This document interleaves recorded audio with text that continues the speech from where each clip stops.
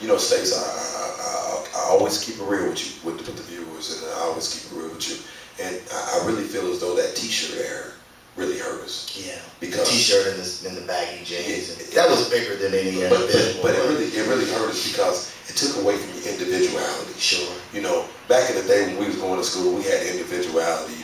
But my buddy might try something with maybe one leg rolled up on his pants, or I remember I got my earring in my ear for the first time. Oh, you had an earring? I didn't know that. Oh, you won't see it now. Because my brother said that the earrings ain't for what I'm trying to do. Right. And so I kind of removed my earrings, and you kind of, as a kid, you do what kids do. But when you grow up and you become mature, then you do, and you become a man. Yeah. And there's no age limit to that. Yeah, kind of a season. It's no age. Seasons, isn't it? Yeah, there's no age. But a lot of times we say, well, he's a man. Well, he might not be mentally a man. Right. He might not be responsibly a man. He might not be ready to be a man. Yeah. Or she might not be ready to be a mother. Right. But for the kids, though, don't you think whether you're a juvenile or 16, 17, 18, if you act like an adult, you will be treated like that, and sometimes that's very swift.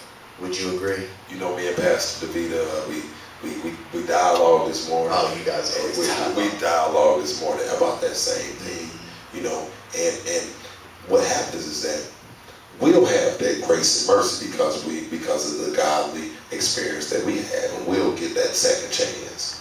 But to the guy that got the 25 years I talked about earlier with the DUI, I mean, are those people over there at the courthouse going to have that same sympathy that God would have? Yeah. Give you that repentant state where you can change, and we'll give you another chance. And there's some great people over there. I know you're great friends with a lot of them, and the state's attorney, and just a lot of the police officers, with you being a veteran, and I love the job they're doing, and really, I think charity starts at home, and accountability. You're big about accountability, even as relates to your nephew, Kewan, and just, accountability. What's your thoughts on that? It's a couple things that came to mind when you said that. I love what Judge Ford is doing over there with the program of the drug court and that type of thing. What a great program. Because it's making saving souls. Oh man, what you talking about? I mean, I know several people, and I've known several people that have successfully passed that course that he has over there. And so that is a great program. It make you put the rubber where the road meets. Where the rubber meets the road. Yeah. I mean, you are going to do some things out of the box that you probably wouldn't want to do, but it's making you be accountable. It's going to keep you out of jail. It's going to keep you out of trouble. But it's making you a better person. And we should all want to be better people. We should all strive to be better people daily. And I'm not saying that you don't fall short, because we all fall short of the glory of God. And sometimes that might even happen daily. But you got to understand that you have a problem. It's a struggle. Sometimes it's me, oh Lord, standing in the need of prayer. Yes, sir. A lot of times we look at, Bishop preached about this morning and told a story about a lady going on the wrong side of the freeway, and then her husband seen it on television, and what happened is that they were saying that somebody was riding on the wrong side of the freeway, putting people in danger. Yes. And then when he called her, she said, it's a lot of other people going on the wrong side of the freeway. Really? She didn't realize that it was her going down the wrong side. Sometimes it's us that's on the wrong side of the freeway. But you gotta understand that, and you gotta embrace that too. That sometimes it's us that's in trouble, it's us that's misinformed. And in this business, in the funeral home business, we find out that there's so many people out there misinformed. So many people that don't know the education because of the fact that either we don't care, we don't care about it until it happens. Or we just don't know. And so what we try to do is bring you up to speed on what we've learned and our experiences, and pre-planning is just major. Of making that contact, and saying that, I went to my cousin passed away yesterday. I mean, he passed away last week. We had his funeral yesterday up in Aurora. And just a great guy. I mean, great guy at 41 years old. And life ain't about how long you live. Right. It's about what you do while you're here. What you did during your day. Yeah, it's that dash. It's what have you created in that dash. Beginning and ending. Man, but, you know, some of the things that, as me being a funeral home owner and me kind of sitting back watching things, you know, it was so many things that I would have did different. Right. You know, Growing and it was so many things that as me, I felt like, oh Lord, I felt like that movie, The Five Heartbeats, when the guy was just over there banging anything on the piano, but the other guy, he was so passionate about music, right. and I'm a real musical person, Sure. and I'm so passionate about music. But one thing that I got out of that service from the minister, he said it was 5 things that you should grab onto. Sure. You should anchor to. Right. First of all, Jesus. Yeah. First of all, acknowledging some higher being other than yourself. Yeah, we all got a boss. Somebody bigger than you. Then he said church home. Yeah. Then he said funeral director. Yeah. Then he said physician. And then he said one more I got to really add to it is family. Yeah. You got it. And then he had one more thing that was in it was insurance. You got to have, and what Pastor Vince always say, I'd rather have Jesus and not need him than to need him and not have him. You said that about insurance. I'd rather have some insurance and not need it than need it and not have it. You know, and so it's best to be anchored to something. Yeah. Be tied to something that's bigger than yourself. Yeah. Because it ain't all, you ain't on an island by yourself. No man is an island. You know, I mean, and when I look at even my family, and even when my family might go out and they might make the wrong decisions, it's still my family. And you still love them. It's still my unconditionally. Family. You know, I still love my family. Yeah. And you know, and not everybody changes at the same time. Right. You know, we would come on and Bishop, and I love Bishop Wynn, and he's my spirit. Yeah, he's my spiritual leader, and he says a lot of things that I grab onto. Yeah. You know, and he always talk about, you know, don't go back home telling your husband about what Bishop Wynn said. You know, don't have him mad at me.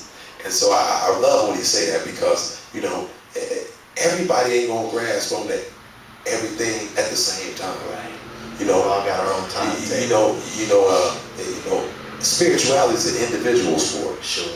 You know, that's why I used to love wrestling back in school. Right. And I played golf. Yeah, because it was a team sport in some aspect. But it was a more individual sport. It was what was your condition? Right. You know, how much did you train? Preparation. How did you work out this week? You know, did you lose the proper amount of weight? Yeah. Did you do the things that you were supposed to do? Yeah.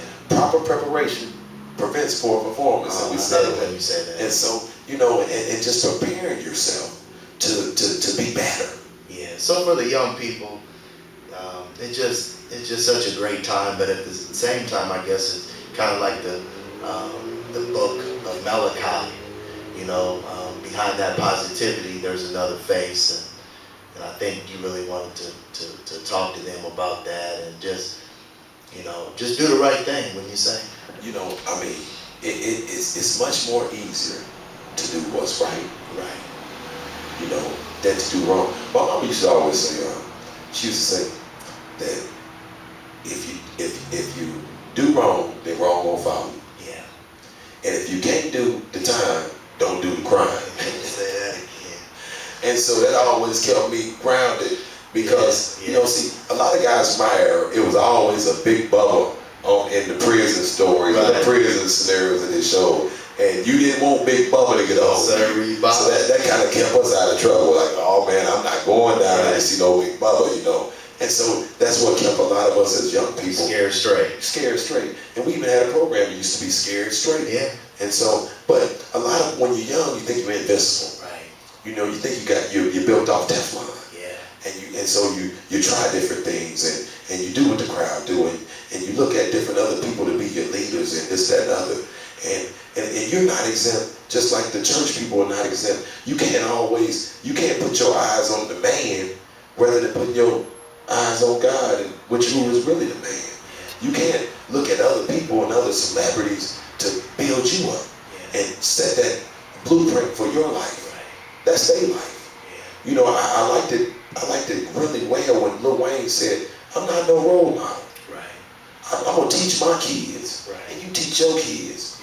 Charity starts at home. And it starts right back what you say, starting at home. And a lot of times those guys don't live a life that they portray on television anyway. You know, some of those guys are so educated, and you know what? And what it comes out to be, and me and Pastor Vince talk all the time, and he's a spiritual advisor to me. And what he tells me, he says, in the last days, it's going to be false prophets. Yeah. It's going to be so many people coming with so much, you know, with so much, you know, being a sheep. Yeah. You know, a wolf in sheep clothing. You know, and they set you up for the okie doke. Like the imitation. It's an imitation. They set you up, and so what's going to happen is that you study falling for things that don't really even mean anything. Yeah, they don't really even mean anything. I mean, they have no significance toward character and legacy and what that dash is really mean. I mean, when you and my wife Tanya was in earlier, you know, we First lady. Yeah, we talked about that. We talked about, you know, what really is your life going to look like. You know, what will people say about you after you're gone? Yeah. I think that's more what's her point. Because as we talk now, we're speaking now, and we live a mess. She said that'll be a mess when you're gone. And if your life is a mess, it's gonna come out in the funeral service. Yeah. Because it's gonna be a mess. It'll come out in the wash. Because it's gonna be a messy funeral. Yeah. You know, it's gonna be messy. It's gonna be so much mess going on in it, and we, as funeral people, we deal with it. Right. And that's our job. That's our job to deal with the hurts, habits, and hang-ups. But it's really the families. But as far as, you know, ultimately. But you know, Stacey, I think the Lord put us in their lives. Sure. To be that bridge, to let them see what the end of that tunnel is going to look like, and to help them get to that healing process, to help them be better people. Yeah. And so when we do this, we go a lot out the box. You know, I mean, it allows me to connect with people that might not have a job, but I know about a job hookup that might change their life. Yeah.